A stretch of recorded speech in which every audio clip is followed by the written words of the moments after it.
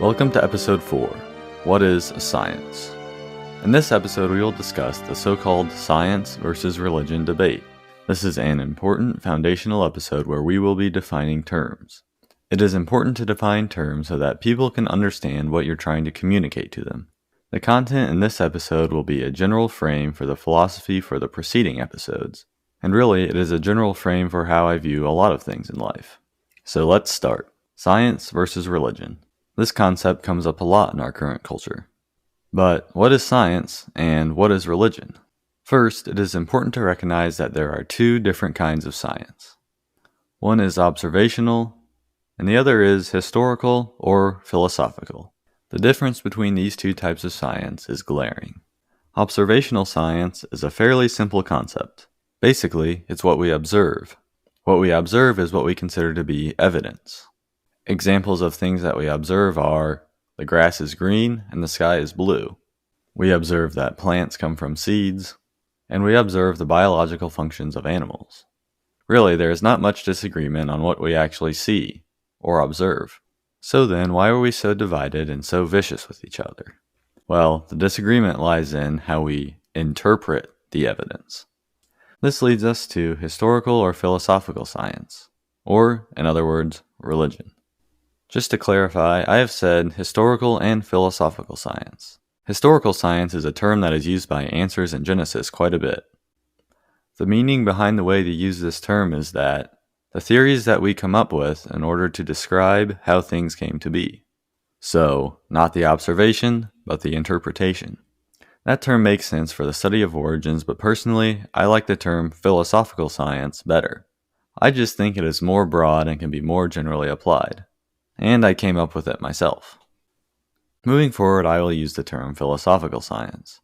However, in this podcast, in many instances, it will be interchangeable with historical science, as defined by Answers in Genesis.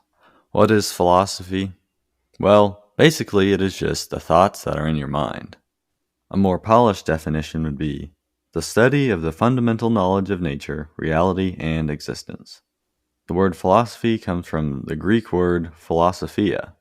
Philosophia means love of wisdom. I am calling the interpretation of evidence philosophy. So that means people's interpretations of things are just the thoughts that come in their mind. Another similar word to this would be opinion.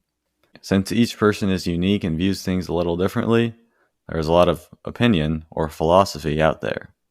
In this individualistic culture, it is hard to acknowledge that you could be wrong. Also in our culture, the numbers reflecting isolation are jaw-dropping. This results in us having less productive encounters with people who disagree with us. So that means we are a bunch of people who are too prideful and too afraid to discover that we could be wrong. Yikes. I wonder who directed society in that direction. Sadly, this is reality for any given issue, especially in religion, science, and politics. There are a lot of topics that fit in at least 2, if not 3, of these categories. I could say this podcast emphasizes science or religion more, but I would say it is equally impactful for all 3. So, there is good philosophy and there is bad philosophy. Some interpretations of evidence are more reflective of reality than others. In fact, C.S. Lewis once observed, quote, "Good philosophy must exist, if for no other reason, because bad philosophy needs to be answered." End quote. So, one of my goals with this podcast is to root out bad philosophy. I would say bad philosophy is synonymous with lies. And as we already know, lies are what get us all killed, and they send people to hell. Let's reel this back in. What exactly is philosophical science? I view it as narrative building. How you interpret the evidence will guide the narrative of how you view life. A narrative is built by selecting facts and using philosophy to fill the gaps. We all have gaps in our thinking because we are finite beings. That is why it is dangerous to completely outsource your thinking to any given man. Or really, any philosophy that is only built by men. People's narrative can become their reality. This is a problem when someone's narrative is not reality. This is also a problem when somebody thinks they are 100% right about everything. Someone can be quite certain of their narrative without realizing it is based in lies. Consider the following quote from Mark Twain. Quote, "It ain't what you don't know that gets you into trouble. It's what you know for sure that just ain't so." End quote. Humility is an antidote to this, and that's what the Bible teaches. But that's kind of hard and uncomfortable. We as finite, fallible, imperfect beings are susceptible to lies. It doesn't take that brilliant of a person to realize that whoever controls the narrative holds the power, i.e., human history. Like I said before, humans are limited and biased. So it is dangerous for any one man or organization to think that they can climb to the top and control the narrative and impose their ideas on everyone. And the kind of people who want power are the kind of people that are willing to use fraud and manipulation to gain power. Alright, so now we have biased, limited, fallen men who lust after power that use fraud and manipulation in order to coerce the public into doing what they want for their own personal gain. Now what? Can they be stopped? Is there any hope? I would argue yes. Our hope lies in the truth. All truth. Also known as good philosophy. Well, we've seen how bad philosophy can be built, so what about good philosophy?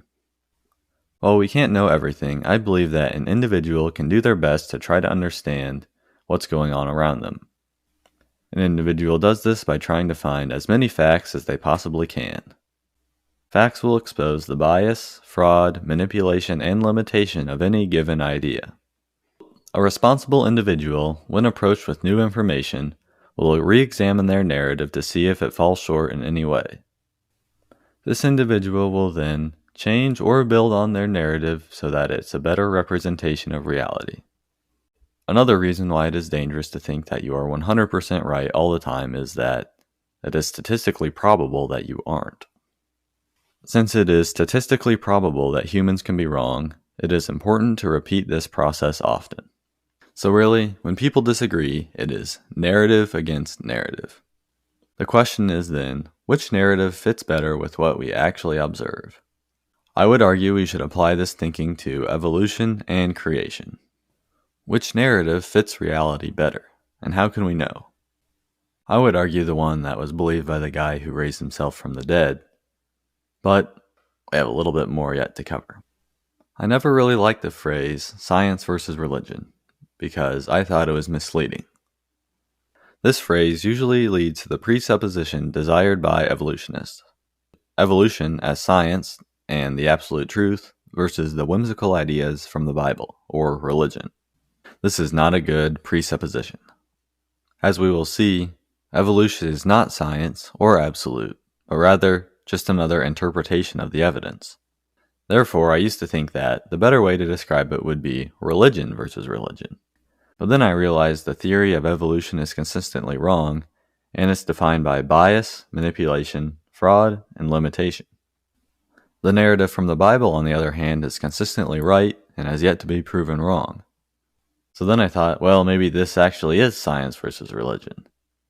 And science is on the side of the Bible because science always confirms the Bible.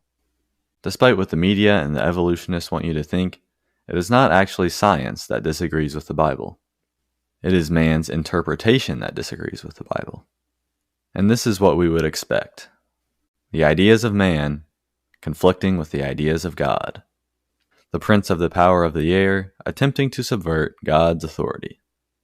So even though evolution is referred to as the science, it is not. And this is a bold claim. This is a very bold claim because it is often reported that over 90% of scientists believe in evolution. So over 90% of scientists believe in one narrative. This is slightly menacing, especially for some random guy on the internet like me supporting creation. Or really, any other given person who supports creation. So there's a couple questions we must ask. First, why is this the case? And second, has the mainstream scientific narrative ever been wrong? Can science be wrong? Let's look at this first. Let's look at a few examples from the past. Consider the account of Ignaz Semmelweis. We attribute our acknowledgement to the importance of hand washing to this Hungarian physician. The importance of washing your hands seems obvious today, but apparently it wasn't in Europe in the mid-1800s. He observed that hospital infection rates were reduced when healthcare workers disinfected their hands in between procedures. However, unfortunately, this observation contradicted the established medical opinion of the time. So he was mocked and ridiculed for going against the grain. Semmelweis had a very tragic fate. Because nobody was listening to him, he suffered a nervous breakdown. His colleagues put him in a mental asylum where he died after being beaten by guards. His ideas were accepted eventually, but he had to give his life, and countless people had to die before the scientists realized that they were wrong. Let's also consider the history of the pop culture term tobacco science. Why is it called tobacco science? I will read the abstract for the journal article, Inventing Conflicts of Interest, A History of Tobacco Industry Tactics, by Ph.D. Alan Brandt. Confronted by compelling peer-reviewed scientific evidence of the harms of smoking, the tobacco industry, beginning in the 1950s, used sophisticated public relations approaches to undermine and distort the emerging science. The industry campaign worked to create a scientific controversy through a program that depended on the creation of industry-academic conflicts of interest. This strategy of producing scientific uncertainty undercut public health efforts and regulatory interventions designed to reduce the harms of smoking. A number of industries have subsequently followed this approach to disrupting normative science. Claims of scientific uncertainty and lack of proof also lead to the assertion of individual responsibility for industrially produced health risks. End quote. In other words, the tobacco industry realized that smoking was a bad idea. However, if the people found this out, they would lose a lot of money. So instead of being honest, the industry used power and corruption in order to create a fake scientific position. That way, the people would be confused and buy their product. So, tobacco science is an illusory scientific position that uses artificial evidence to make claims in order to influence the public narrative. They use media and bribe people in regulatory agencies. I wonder what other big industries have or are still using this approach. Well, maybe like all of them? However, today, if you claim large corporations are corrupt, you are brushed aside as a crazed conspiracy theorist. This may or may not be because large corporations give large sums of money to media and regulatory agencies that influence the public narrative. Meanwhile, people are being harmed by extremely profitable products that may not be completely safe. Am I just cherry-picking data? Well, the list of corruption and reversals in the scientific establishment is quite large, so I cannot discuss them all. However, we will cover a few more. In the past few years, there has been some earth-shattering studies that hit the headlines, but then the story kind of just faded away. The studies showed that the previous scientific conclusions weren't as conclusive as previously thought.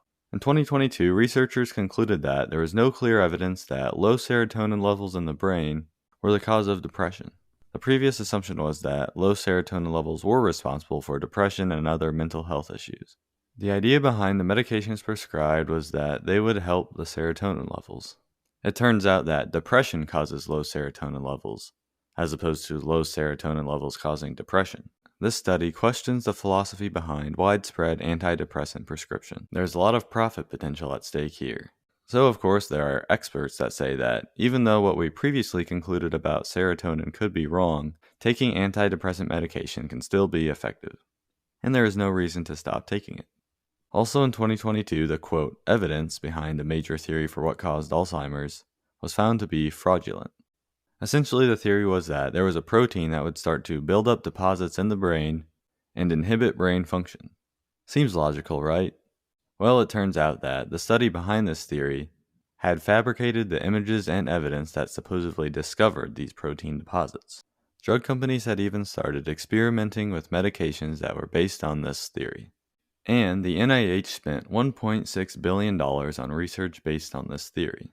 I'm sure the drug companies and the NIH were disappointed when it was discovered that what they had spent exorbitant amounts of time and effort in was based in scientific fraud. Phenylephrine is an alleged decongestant that is used in common consumer products like NyQuil and Sudafed.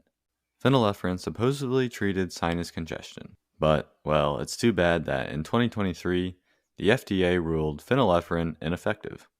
So the products that millions of people have been using over the past few years actually don't work. Well, at least the companies that made them sure made a lot of money in the meantime. I'm sure it was a little awkward for them when the FDA ruled that they were ineffective. That's enough stories for now, but I hope you realize that major scientific conclusions can be shown to be wrong. Quite abruptly at that. And also, people can be harmed by these errors, and people can profit from these errors. This does not mean all scientific conclusions are wrong. This simply means that scientific conclusions can be wrong, and the ones that are held to be true should always be subject to analysis and questioning. So why do incidents like these happen? Well, it's really hard to tell. Perhaps it's for money, perhaps it's for power, or perhaps it's because humans can have a hard time acknowledging that they could be wrong. If you devote your life to an ideology or philosophy, it is hard to let it go, and it is hard to acknowledge the flaws. The problem is that even though it can be shown that the majority consensus can be wrong, to challenge the majority consensus as a minority is brutal. You're mocked, ridiculed, made fun of, your career can be ended, so this disincentivizes questioning the narrative, and gives people who hold the narrative more power. Even if you are right, challenging a view that is held by the majority of scientists can be academic suicide, and you could die before you see your labors ever come to fruition. So then that begs the questions. Is science wrong? Does the science change? Well, this is where understanding the difference between philosophical science and observational science is key, because the evidence doesn't change, but the interpretation does. Scientists like to think they're smart, so they call their interpretations of evidence science. They want people to think of their theories as absolute. However, as we have shown, it is possible for these theories to be wrong. So when someone says something like, the science changes, it is a conflation of terms. Yes, people's interpretations and narratives do change, but interpretations and narratives are not absolute observational science. To presume somebody's theory or interpretation is absolute is not responsible. For someone to call the theory of evolution or some random medical conclusion the science is actually anti-science. This is because the scientific method is based in rigorous analysis and questioning of what we assume to be true. Calling one narrative absolute is dismissing the necessity of the scientific method, and enters the realm of ideology, not observational science. The core of the issue is we all look at the same evidence, we just interpret it differently. So what we can do as finite humans is try to find the narrative that best fits all available evidence. I was watching a debate between a Christian and an atheist once. At one point in the debate, the atheist, obviously observing the alternative interpretations of Genesis, proudly stated that the Christians were moving more towards the evolutionary narrative. And actually, the Christian who believed in alternative interpretations of Genesis didn't have much to say about this. So is this reality? Is the Bible moving more towards evolution? Actually, no, not at all. The evolutionary narrative is moving more towards the biblical creation model. Here are a few examples that we will go into depth more later. A long time ago, it was the evolutionary narrative that different races of humans evolved from monkeys at different times. Obviously, the Bible teaches that there's only one race of humans. The Human Genome Project discovered that there is such little genetic variation between any given human that there cannot possibly be multiple, quote, races of humans. So the evolutionary narrative became more similar to the Bible. The evolutionary narrative used to state that fossils formed over long periods of time.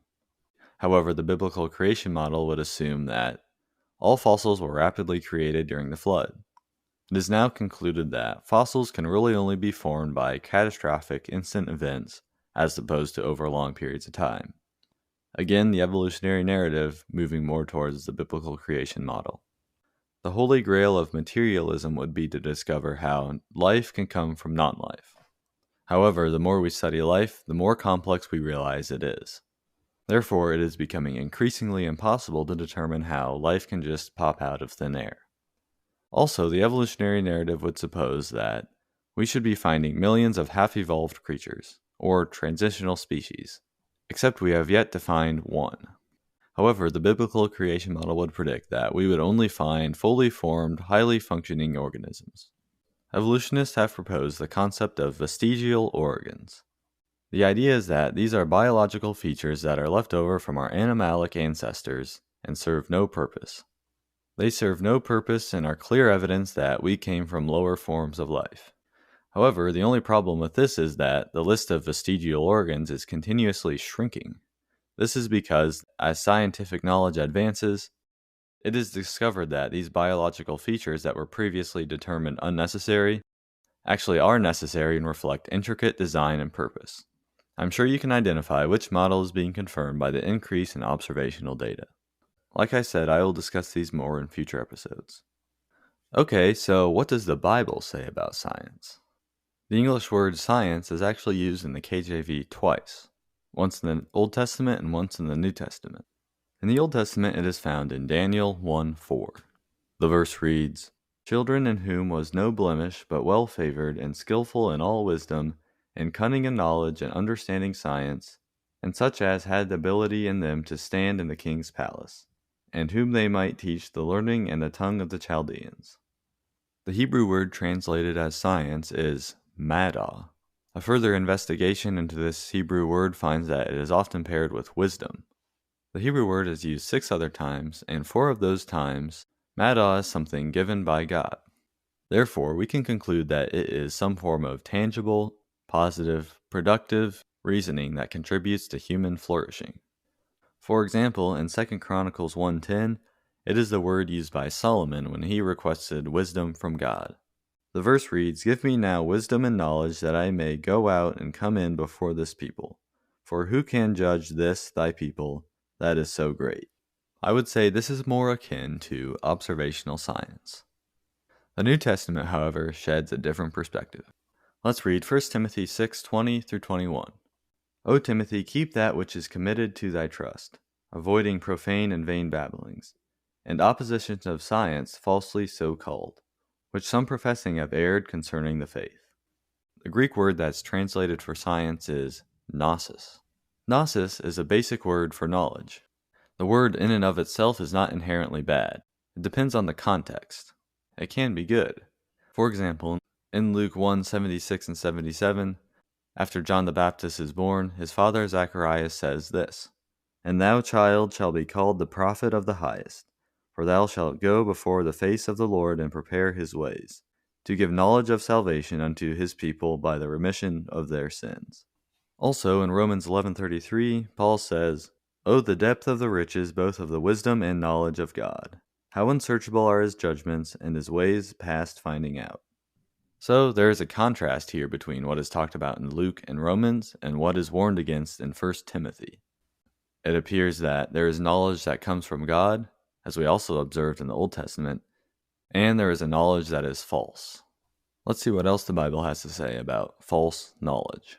Colossians 2:8 reads, "Beware, lest any man spoil you through philosophy and vain deceit, after the tradition of men, after the rudiments of the world, and not after Christ." The Greek word for philosophy here is philosophia, which we talked about earlier in this episode.